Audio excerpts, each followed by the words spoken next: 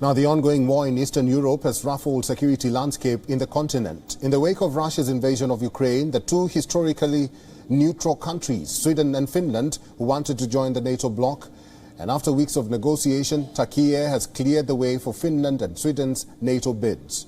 The North Atlantic Treaty Organization is a military alliance. At present, it has 30 member states, 28 European and 2 North American.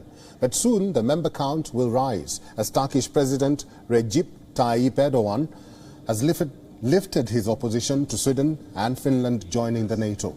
NATO ally Turkiye lifted its veto of Finland and Sweden's bid after the three nations agreed to protect each other's security. The breakthrough came after 4 hours of talks just before a NATO summit began in Madrid. With neutral Nordic countries seeking NATO protection, it is said to be the biggest shift in European security in decades. The agreement ends weeks-long drama that tested Allied unity against Russia's invasion of Ukraine. Supporting the invitation for the two Nordic countries to become members of the NATO, Turkiye signed a memorandum with Finland and Sweden. It means Helsinki and Stockholm can proceed with their application to join the nuclear-armed alliance. During a press conference in Madrid, NATO Secretary-General Jens Stoltenberg declared that NATO's 30 leaders will invite Sweden and Finland to become members on Wednesday. I'm pleased to announce that we now have an agreement that paves the way for Finland and Sweden to join NATO. Turkey, Finland and Sweden have signed a memorandum that addresses Turkey's concerns, including around arms exports and the fight against terrorism. President Erdogan's office said that Turkey got what it wanted from Sweden and Finland talks, adding that the agreement addressed Ankara's concerns around arms exports and the fight against terrorism.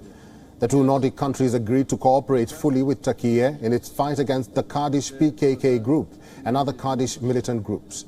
They have also agreed to lift their embargoes on weapons deliveries to Turkey, which were imposed in response to Ankara's 2019 military incursion into Syria. As NATO allies, Finland and Sweden commit to fully support Turkey against threats to its national security.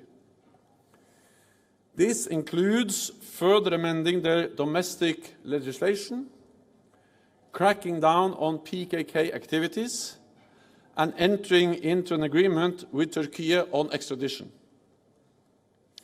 In light of the progress we have made together, Turkey has agreed to support Finland and Sweden joining NATO. Finnish President Sauli Niinistö welcomed Turkey's decision to lift the veto. That was very necessary agreement. Altogether, even though we had to compromise, I would say that we will follow also from now on Finnish legislation. We do not have any need to make changes because of this agreement. And what comes to deportations and such questions, we can well follow our present practice. A US official has called Turkey's decision a powerful shot in the arm for NATO unity. The United States say that the no concessions were given to Turkey to secure its green light for Swedish and Finnish entry into the NATO. Steps we're taking during this summit are going to further augment our collective strength. And for more on this, Marko Mihkelson, the chairman of Foreign Affairs Committee of Estonian Parliament, is joining us live from London. Mihkelson, welcome to WION. Welcome. Thank you. Now, this agreement cements the biggest shift in European security in decades. But what does it mean for NATO and the Russia-Ukraine war? This is, of course, enormously important news and breaking the deadlock in terms of letting Sweden and Finland to join NATO. This was a major success of diplomacy on a NATO level, but also of those three countries who managed to find a way of compromise. and decision of Sweden and Finland to join NATO will, as you said, play an enormous role in European security for decades to come, and will definitely stabilize, make more predictable security environment in Northern Europe and actually in entire Europe. Marco, let me ask you this. Russia has reacted and said the bids are a destabilizing factor. What do you make of that statement by the foreign minister? This is very similar what we heard already in the 90s when Estonia, Latvia and Lithuania, our people, made the choice and asked to be added as a members of NATO.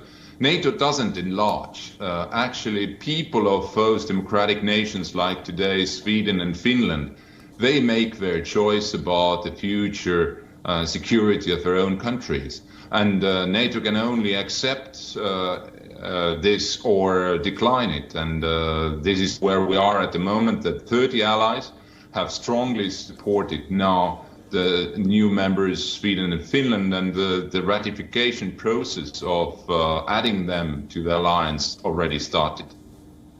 Unfortunately, we have to end this discussion there. I've been talking to the chairman of Foreign Affairs Committee of Estonian Parliament. His name is Marko Mihkelson. Thank you very much for making time and for talking to WION today.